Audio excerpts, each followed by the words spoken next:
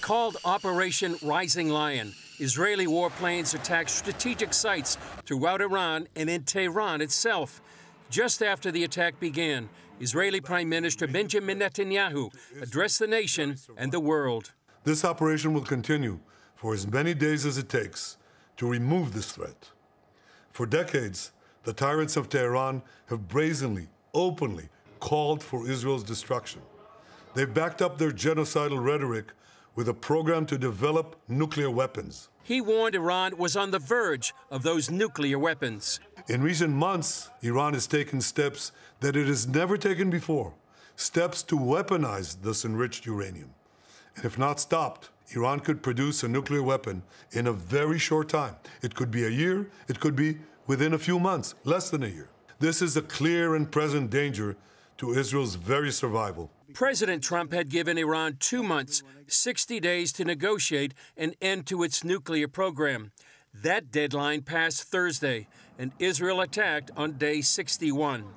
U.S. Secretary of State Marco Rubio announced the U.S. is not taking part directly in the attack. Trump posting on Truth Social, "We remain committed to a diplomatic resolution to the Iran nuclear issue," adding that Iran first must completely give up hopes of obtaining a nuclear weapon. The IDF announced its warplanes hit targets throughout Iran. Online videos out of Iran showed the aftermath of the explosions at nuclear sites like Natanz, Isfahan, and others. The IDF also announced it eliminated senior Iranian leaders, including Armed Forces Commander Mohammad Bagheri, Revolutionary Guard Commander Hussein Salami, and Air Defense Commander Ghulam Ali Rashid. The IDF and Mossad also eliminated several key nuclear scientists. Iran's Supreme Leader Ayatollah Khamenei warned that Israel would face severe punishment for the strikes, and Iran launched hundreds of drones in retaliation. But the IDF announced most of them were destroyed. Iranian-born global terrorism expert Dr. Amir Hamidi told CBN News what he's hearing from inside Iran. Many Iranians, especially in major cities, may be silent in public, but privately there is a sense of quiet relief. A growing portion of society blames the regime for dragging Iran toward war and international isolations through secrecy of nuclear ambitions. Hamidi said many Iranians hope this could be the beginning of the end of the regime. They're saying you are out of time, your weapons are compromised, your secrets are exposed, and your collapse has begun. The time is ticking, and see what happens. Everybody's hoping which it will be end of this nightmare and will be end of this tyranny of the Islamic Republic. On Thursday, before Operation Rising Lion began, Prime Minister Netanyahu prayed at the Kotel and placed a note in the Western Wall. It read from Numbers chapter 23, "He shall rise like a lion and lift himself like a lioness." Netanyahu ended his message quoting Moses.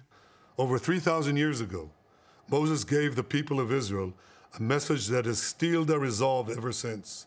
"Be strong and courageous," he said. Today, our strong and courageous soldiers and people stand together to defend ourselves against those who seek our destruction. And by defending ourselves, we defend many others, and we roll back a murderous tyranny.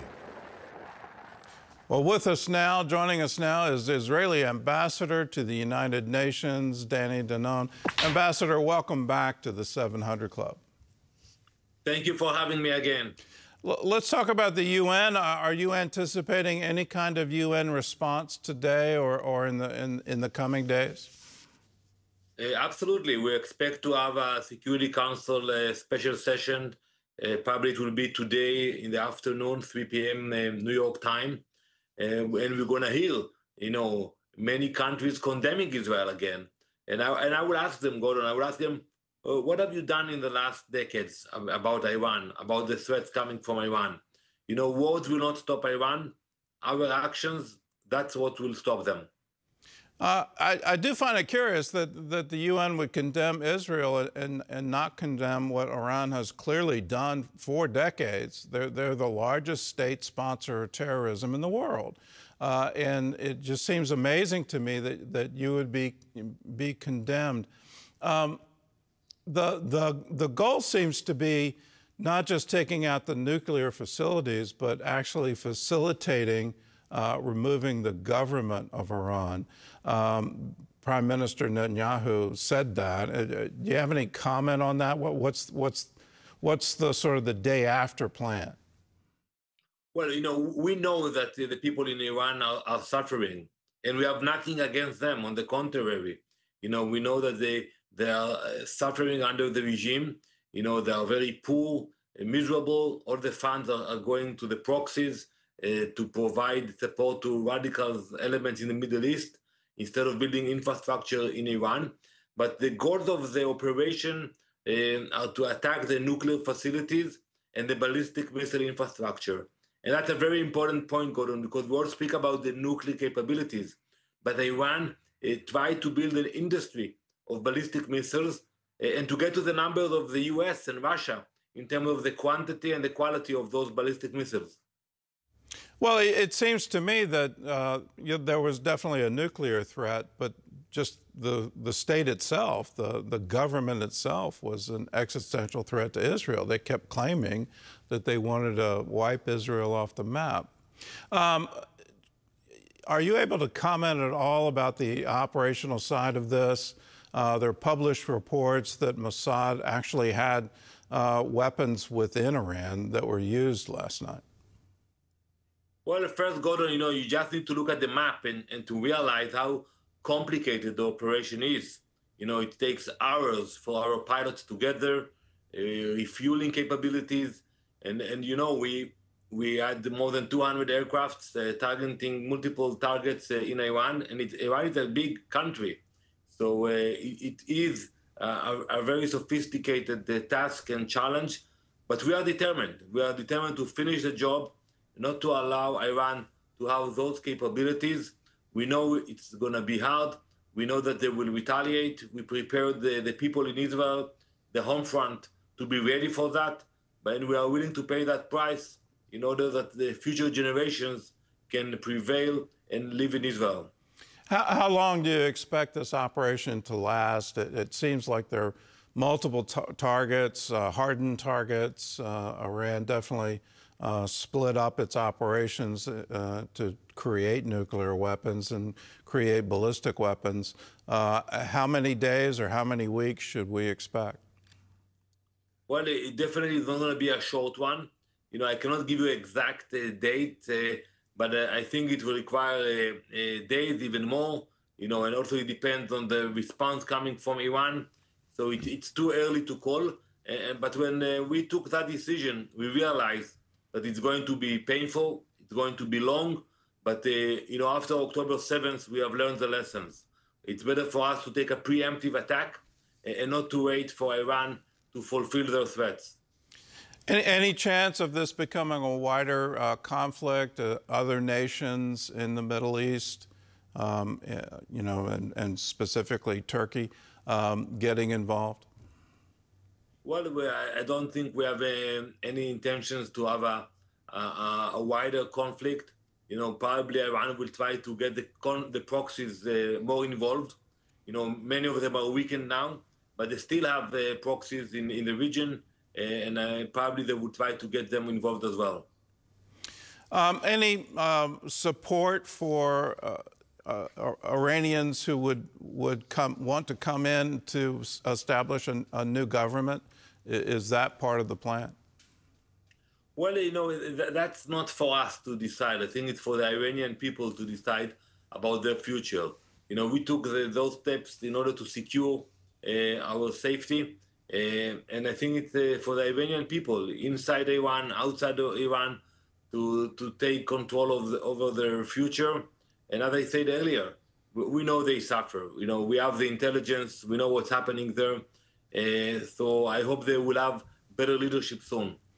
Let's talk about U.S. interests in the region. The president evacuated non-essential personnel in advance of this attack.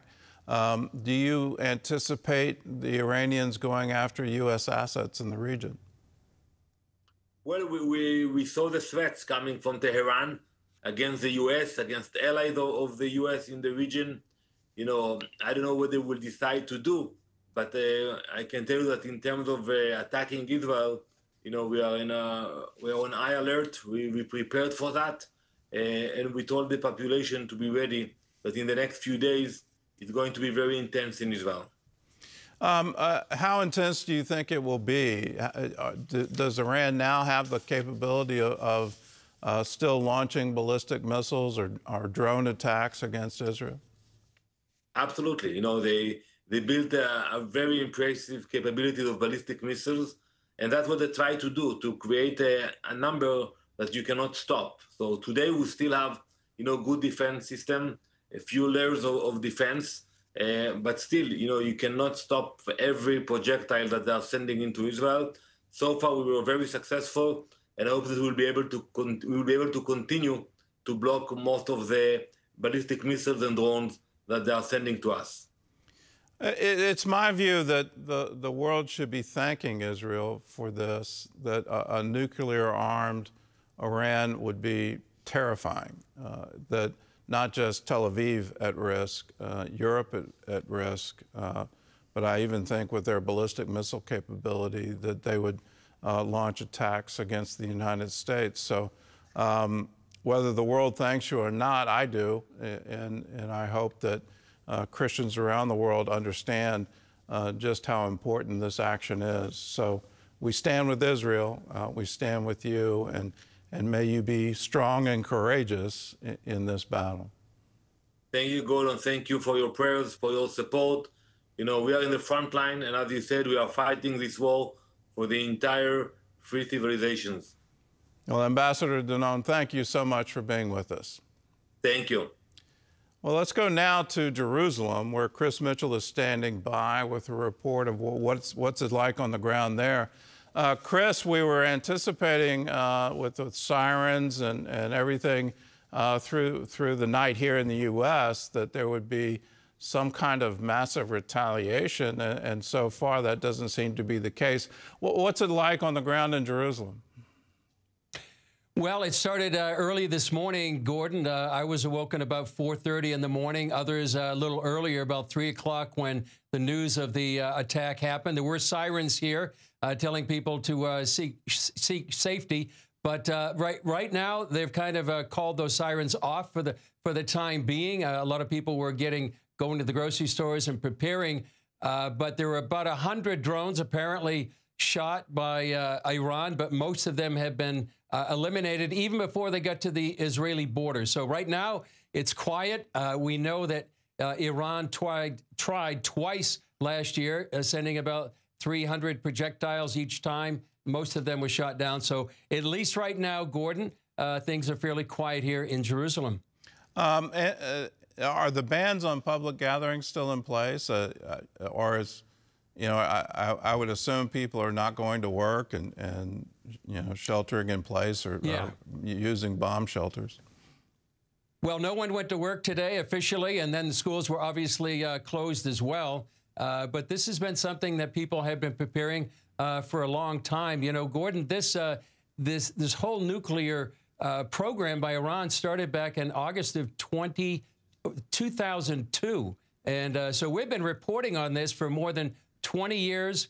You can remember the Stuxnet back around 2010 and 2012, damaging many of the centrifuges, and then the 2015 JCPOA 10 years ago. That didn't stop Iran. And now we see on 2023, this is really a watershed moment, Gordon, I think, not only for personally Benjamin Netanyahu, who's been warning about Iran's nuclear program for most of his adult life, but I think also for Israel, the Middle East. This is really a watershed moment in world history to actually take care of this major existential threat to the Jewish people and the state of Israel. Well, in your opinion, why has the world been so quiet on this? It just seems to be amazing to me that it's like the Iranians have been slow rolling the peace process for that 20-year period. all in an attempt to change the game forever by acquiring a nuclear weapon. And particularly in the current negotiations, where you have the President of the United States saying you have to come to peace. There can be no world where Iran has a nuclear weapon. In the same time, they're saying, well, we'll negotiate on this. They're buying the centrifuges that will ultimately give them that weapon. It just seems to be amazing to me that people aren't pounding the table, that the Iranians are lying in the negotiations and have no intent of giving up their nuclear ambition. Why do you think that is? Well, it seems like there's a willful blindness to it. Well, or slumber. It's as if the West was slumbering while Iran was on its way to a nuclear weapon.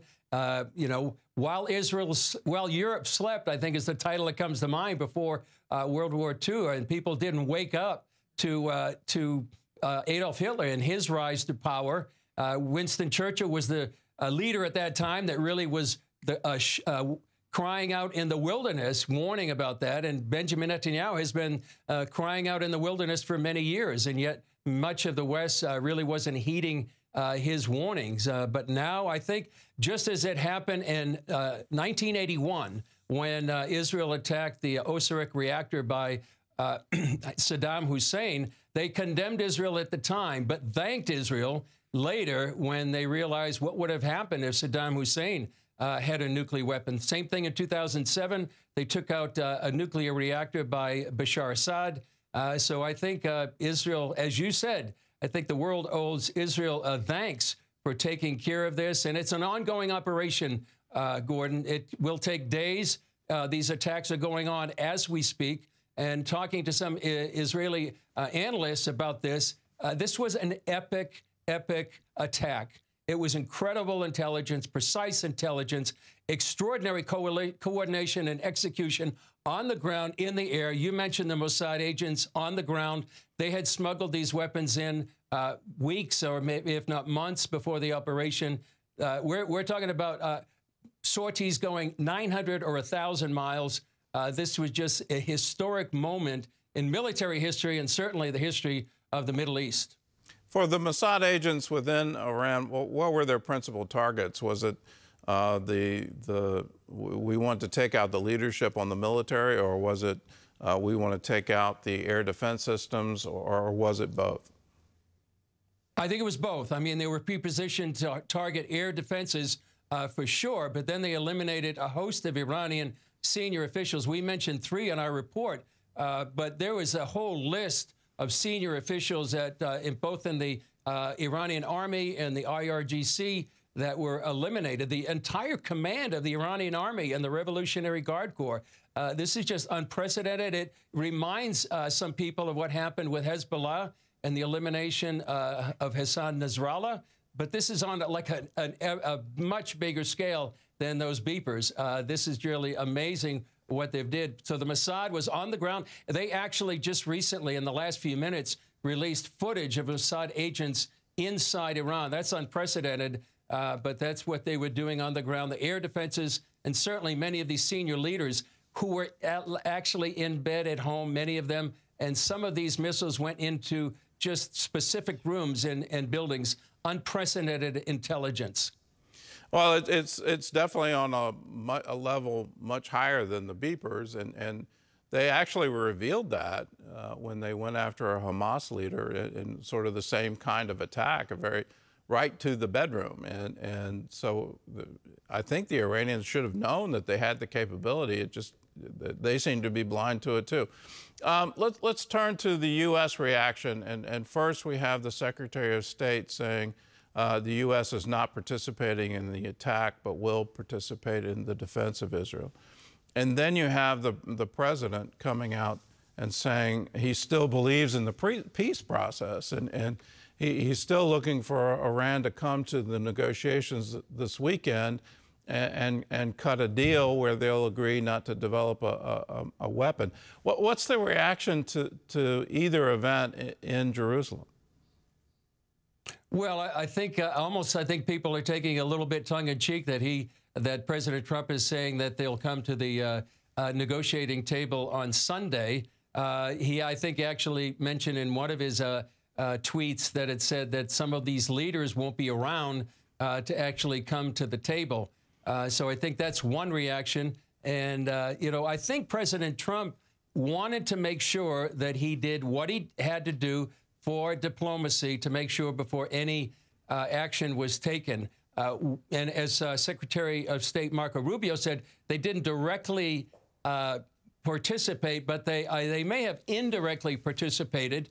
We saw video of actually refueling over Syria that may have been a U.S. tanker that was able to refuel many of these Israeli jets that traveled 1,000 miles or more to go ahead and hit these targets. So it seems like there was indirect participation by the United States, but I think that gives perhaps the United States a little bit of diplomatic cover. We didn't directly intervene, but I would imagine there was a lot of coordination going on. And there was also, it seemed, Gordon, before this all happened, a bit of disinformation happening. People didn't know what President Trump was really wanting to do. Was there going to be a deal? Was there no deal? But I think there was, in my view, probably a lot of coordination going on behind the scenes with the United States and Israel. Well, Chris, thanks so much for the report. I went to bed last night very concerned for your personal safety and for the safety of everyone with the News Bureau, CBN Israel.